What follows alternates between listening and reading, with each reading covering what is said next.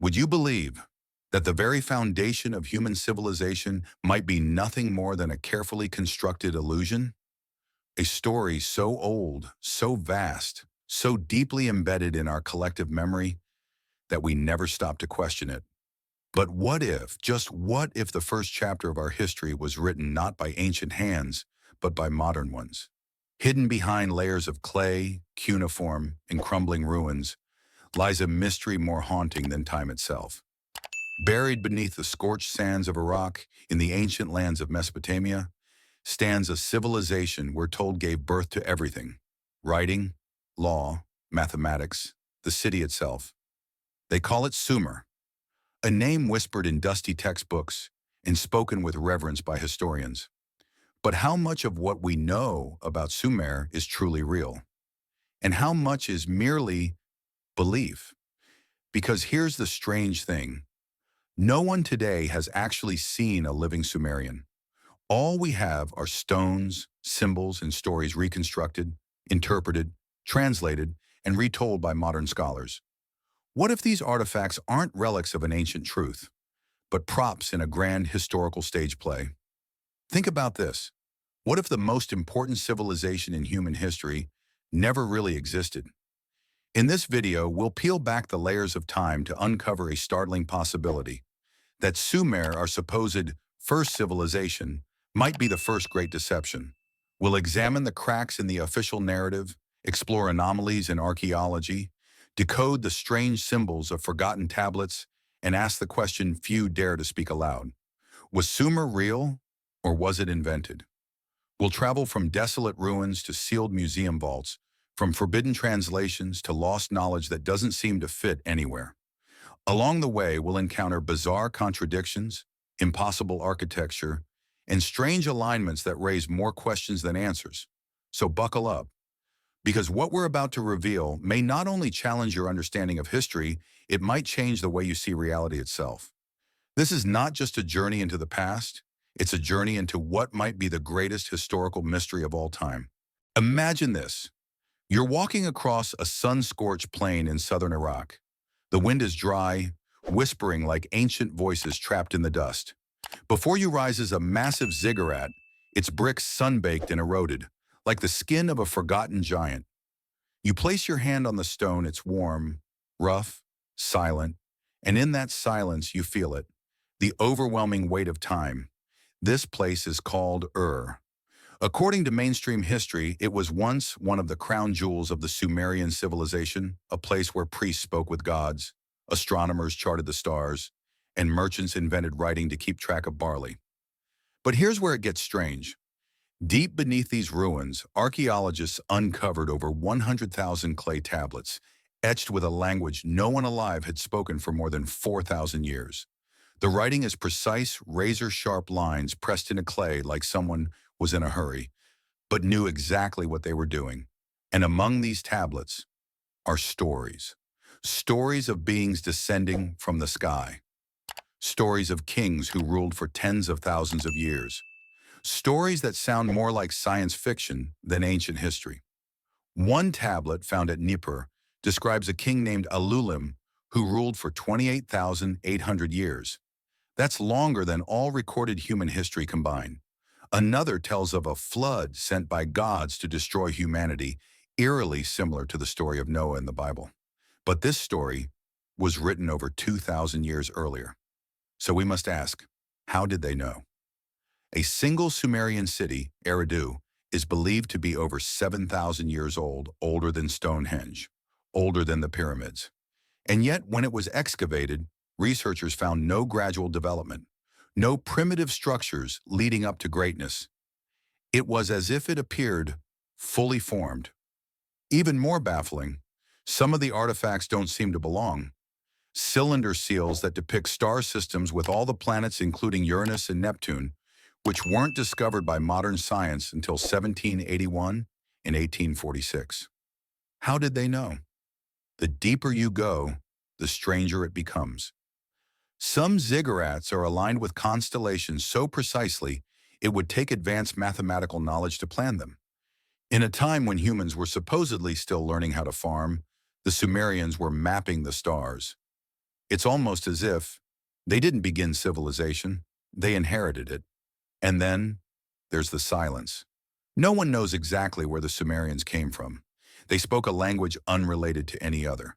Their genes don't neatly match the populations around them.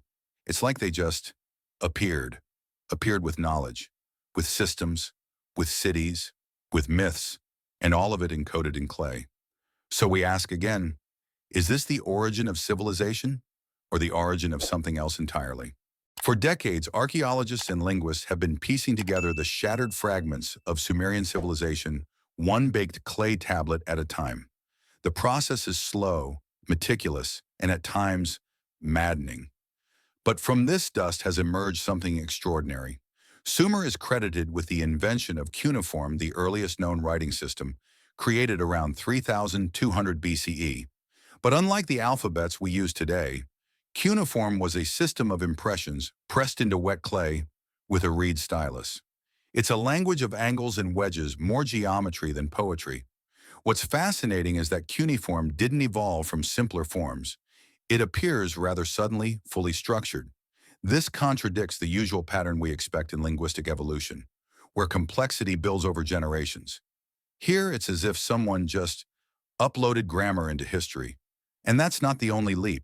Sumerians created one of the first legal codes, built irrigation systems still admired today, and organized cities with zoning laws, taxes, and central authorities more than 5,000 years ago. Consider this. While most of the world was still hunting and gathering, Sumer had schools, doctors, libraries, and astronomers tracking Venus with mathematical precision. But how? Scientists explain this as a phenomenon called the Ubaid-Sumerian transition. Around 4000 BCE, a culture known as the Ubaid inhabited southern Mesopotamia. Then within a few centuries, the far more complex Sumerian society emerged urban, literate, organized. Some researchers suggest that climate change forced communities to gather near water sources, triggering rapid social complexity. Others point to something deeper, cultural memory. What if the Sumerians inherited not just land, but knowledge? There's an idea in archaeology called cultural diffusion, where advanced practices spread from one society to another.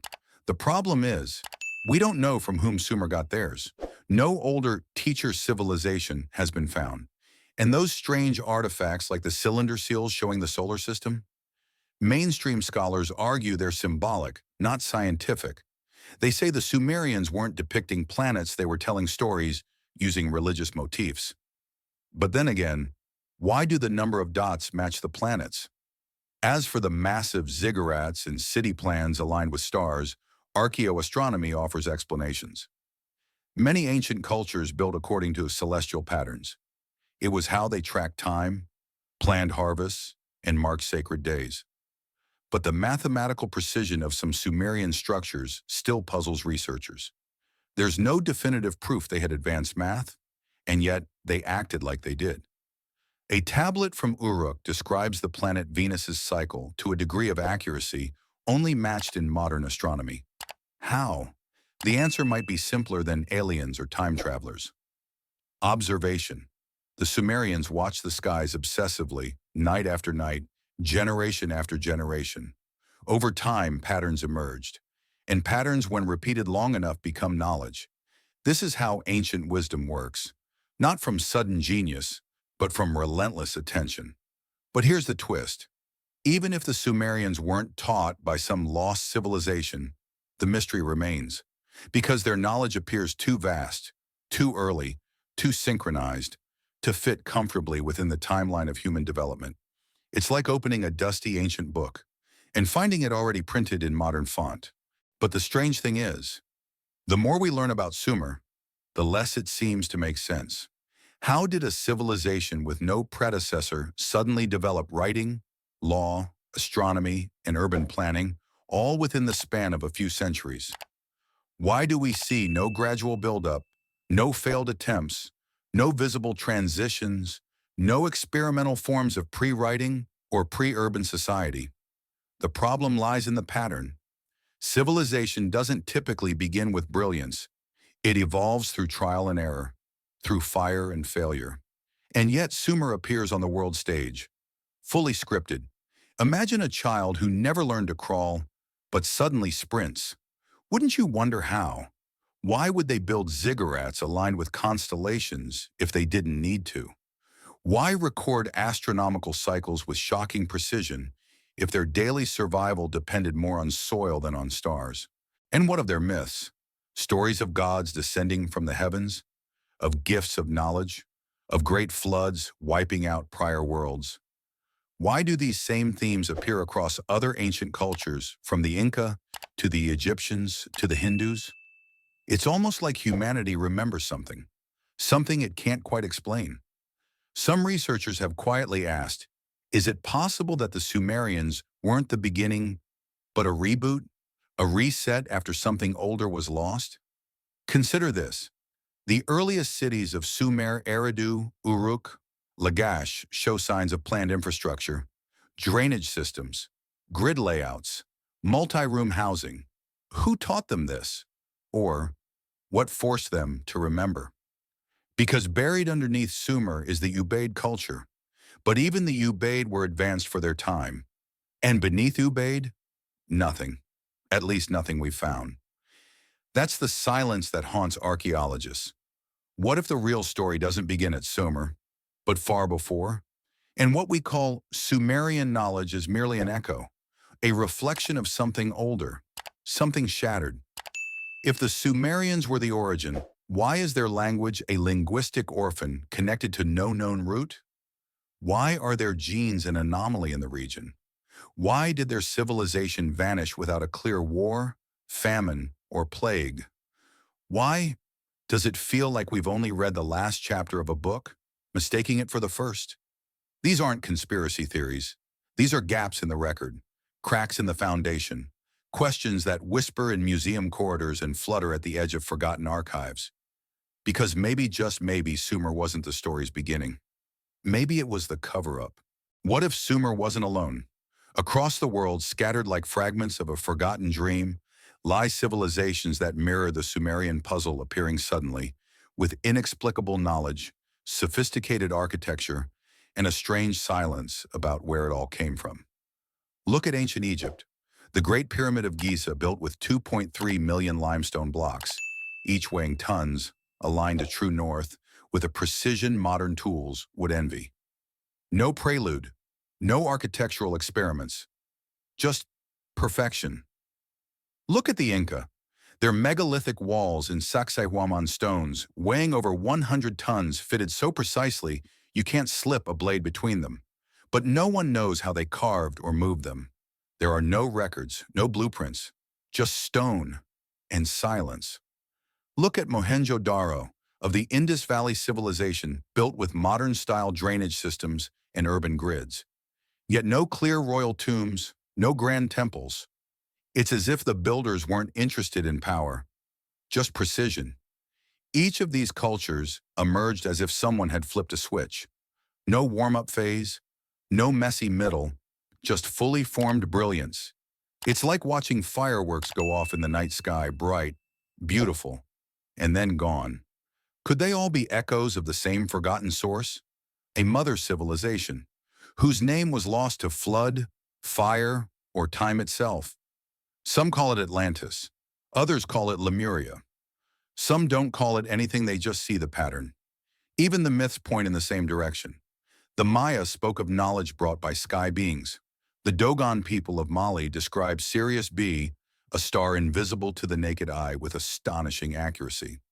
Long before telescopes, the Hopi remembered cities that once floated in the sky. The Hindus wrote of Vimanas, flying machines powered by mercury engines. Different continents, different languages, same strange whispers. And then there's the timeline.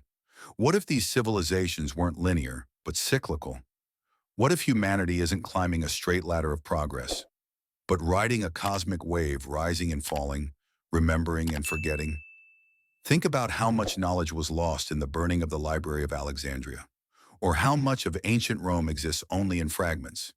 If we can lose so much in just 2,000 years, what might we have lost in 12,000?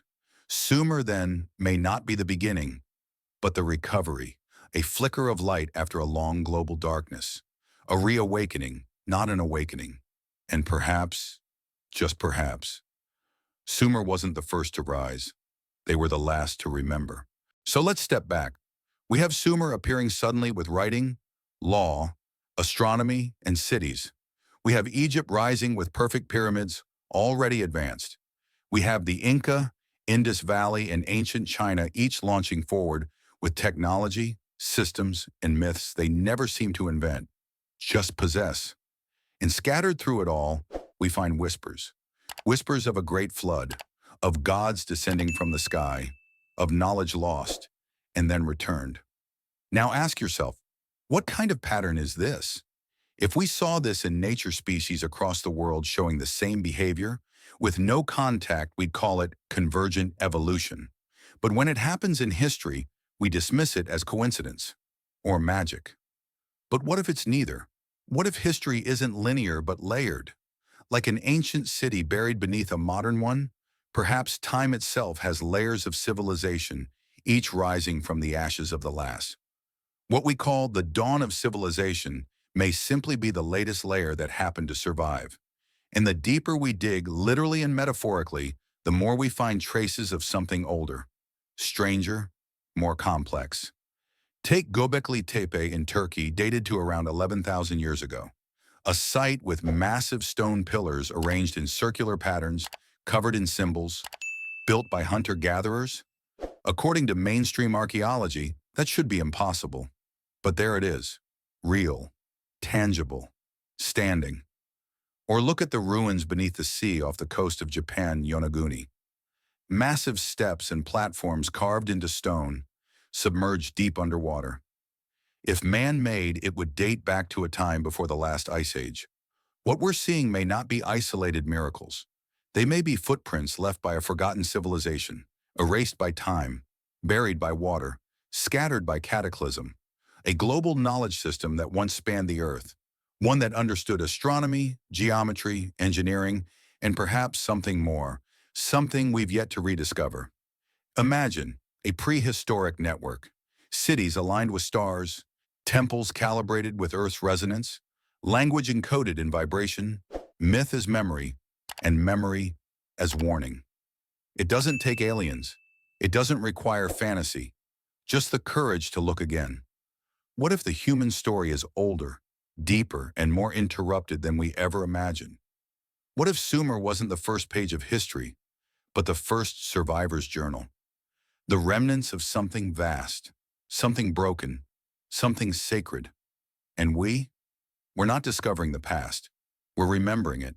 Now, before we let the mystery take us too far, let's ask a grounding question. Could all of this have a rational explanation? Let's start with the sudden appearance of Sumerian civilization. Mainstream archaeologists argue that sudden is only an illusion caused by gaps in the archaeological record. Clay, wood, and textiles decay. Stone survives. So what we see is a snapshot, not a movie. The world didn't go from silence to cities overnight. We've just lost the early chapters. The same goes for writing.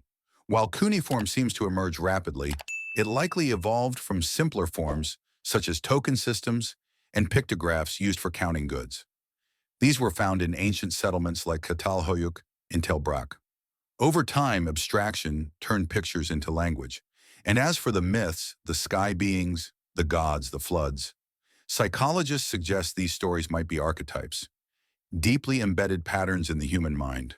Carl Jung called them the collective unconscious symbols that arise independently across cultures because they reflect shared human experiences, fear of the unknown, reverence for nature, awe before the stars. And the flood myth? Many cultures have them, because many experience real, catastrophic floods. Around 10,000 years ago, at the end of the last ice age, global sea levels rose by more than 120 meters. Entire coastlines vanished. Is it possible that memory became myth? Even those mysterious alignments with stars, archaeoastronomers argue that early humans were far more observant than we think. Without smartphones or city lights, they had the night sky as their calendar, compass, and canvas. Over generations, they learned to track solstices, equinoxes, lunar cycles. It wasn't alien intelligence, it was human diligence. And those advanced structures? Some might simply be the result of thousands of years of trial, error, and craftsmanship passed down orally, skills honed, not taught by higher beings. So, is the mystery gone? Not quite. Because even if every theory has a scientific counterpoint, the questions still linger. The gaps remain. Not all explanations are complete. Some are stretched. Some assume we know more than we truly do. Perhaps the greatest illusion is thinking we have all the answers. Maybe mystery isn't something to solve, but something to honor. A signpost that we haven't reached the end of the story, only the edge of it. So now we return to the question we began with. Was Sumer the first civilization or the first conspiracy? Perhaps it was neither. Perhaps Sumer was a mirror reflecting not only the forgotten past, but our obsession with finding the beginning. Because deep down, we are a species in search of roots, of meaning, of origin stories. We dig through dirt not just for artifacts, but for answers. Because somewhere in our DNA, in our dreams, in our myths, we remember something. The stars, the floods, the gods, the silence. Sumer may have been real. It may have been exaggerated. It may even have been misunderstood. But one thing is certain, its existence or its mystery forces us to ask better questions. What defines a civilization? Is it writing? Is it memory? Is it survival? Or is it the ability to leave behind whispers that echo thousands of years later? Maybe the real question isn't what happened. Maybe the real question is, why do we want to know so badly?